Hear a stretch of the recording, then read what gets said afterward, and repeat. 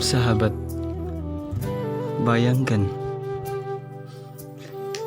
kita adalah seorang manusia. Ya, kita adalah hamba Allah. Kita manusia yang diciptakan oleh Allah Subhanahu wa Ta'ala. Tetapi bayangkan jika azan berkumandang sehingga lafaz hayya 'alas shalah, mari menunaikan salat. Hayya 'alal falah, mari menuju kejayaan. Apakah kita akan pergi ke masjid menunaikan salat atau kita hanya indahkan saja? Bayangkan kita mengendahkan seruan azan itu. Kita mengatakan nantilah, nantilah. Sehingga perkataan nantilah itu, sehingga subuhnya tertinggal, zuhurnya tertinggal, asarnya tertinggal, maghribnya tertinggal, isyaknya tertinggal. Al-Qur'annya entah di mana, zikir pun tidak pernah dengan alasan lupa. Hai sahabat, tidakkah kita sadar? Tidakkah kita selalu diperingatkan tentang orang-orang yang berada di alam barzakh sana? Mereka meminta kembali ke dunia. Mereka ingin beramal soleh. Tetapi adakah mereka dapat kembali? Tidak, wahai sahabat. Makanya saya memperingatkan sekali lagi, jangan sampai kita menyesal di sana. Ajal maut itu tidak menunggu umur, tidak menunggu taubat. Tapi kalau Allah sudah takdirkan kita untuk mati, untuk dicabut nyawa, akan dicabut nyawa kita dan tidak akan ada apa-apa yang boleh menghalang. Jangan kita sia-siakan hidup kita ini. Jangan sia-siakan masa hidup di dunia ini. Kita hendaklah mengabdikan diri kepada Allah Subhanahu wa Ta'ala. Tapi hari ini kita melihat ramai manusia, terutama remaja, yang kini lalai, dihanyut. Hanyut mereka karena dunia. Lihatlah masjid hanya dipenuhi oleh orang-orang tua, orang-orang yang perlahan jalannya, orang-orang yang berambut putih. Di manakah generasi remaja? Di manakah? Yang menjadi imam bukanlah orang-orang muda, tetapi menjadi imam adalah orang-orang yang tua. Di mana remaja hari ini?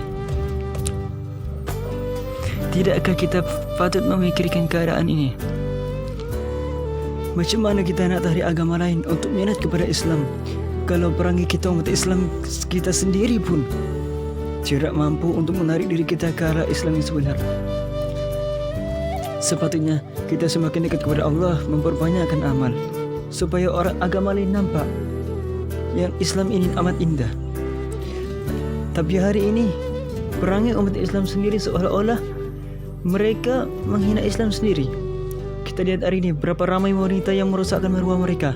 Rasulullah berjuang untuk mereka sehingga darjat mereka ditinggikan 3 kali lebih daripada lelaki.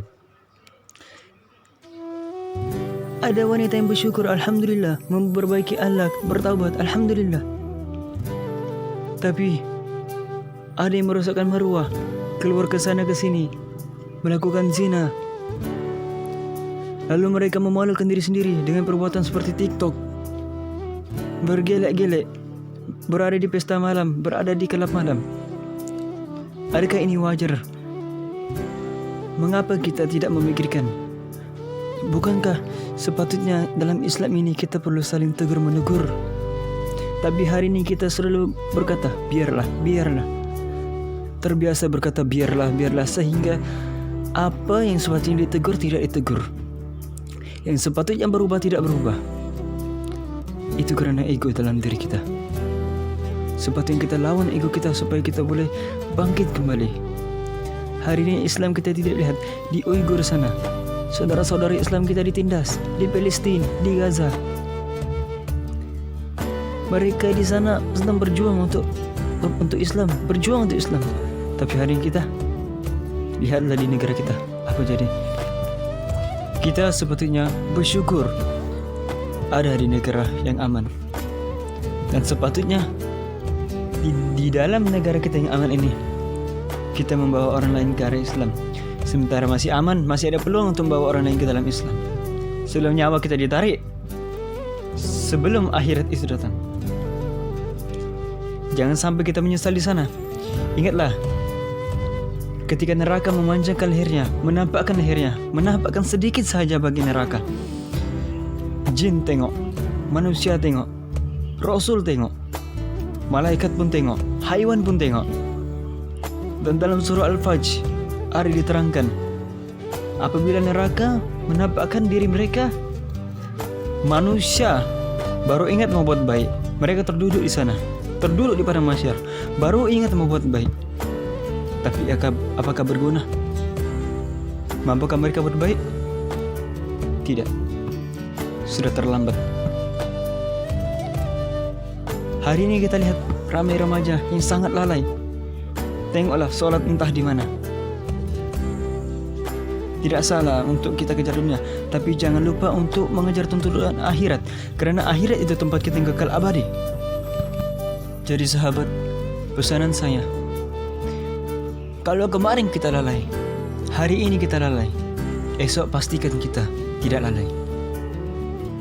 Ingatlah, hari ini kita buat salah, hari ini juga kita meminta ampun kepada Allah, taubat kepada Allah. Allah bukan seperti manusia yang pandai bosan dengan minta maaf. Ada manusia hari ini buat salah, esok minta maaf, hari ini buat salah, esok minta maaf. Mungkin kita bosan, tapi Allah tidak. Dosa taubat, Allah tetap ampunkan. Tidak akan Allah pandang kita punya perangai, Allah akan pandang hati kita bagaimana. Kalau hati kita betul-betul ingin bertaubat, Allah akan ampunkan walau banyak pun dosa yang kau lakukan. Sahabat, kita ini mau ke syurga kah atau ke neraka? Sudah pasti kita mau ke syurga, bukan ke neraka. Siapa yang mau pilih untuk ke neraka? Tapi perbuatan kita seolah-olah kita ahli neraka, seolah-olah kita mahu ke neraka. Sepatutnya kita perbaiki diri kita agar jalan kita kembali kepada Allah, kerana tempat kita di syurga bukan di neraka. Tapi kita sendiri yang pindah tempat kita. Ada juga yang mengalah dalam hidup, bunuh diri hanya kerana dunia semata-mata. Memang dunia itu penuh dengan tipu daya. Dunia itu adalah tempat untuk kita bersakit-sakit, dan kesakitan itu akan hilang, dan bahagianya akan kekal sehingga ke akhirat. Pastikan diri kita dalam keadaan Islam sentiasa, sehingga ke penghujung hayat kita, kita sentiasa dalam keadaan Muslim, Islam, sentiasa menyembah Allah, dan kita menjadi hamba yang soleh dan solehah. Allahumma ini amin. Jadi sahabat, ingatlah, mungkin kemarin adalah sejarah kita penuh dengan dosa. Esok kita tidak tahu kita jadi siapa, pendosa atau orang yang bertaubat. Tapi hari ini adalah hadiah yang menentukan misteri kita esok. Hari ini kalau kita baik, insya Allah misteri kita esok akan baik. Tapi kalau kita jahat hari ini, mungkin esoknya jahat. Tapi ingatlah, kalau kemarin kita jahat, hari ini kita jahat, esoknya pun jangan biarkan jahat. Jangan biarkan diri kita dalam keadaan jahat. Wahai sahabat, itulah pesan saya, sekadar renungan.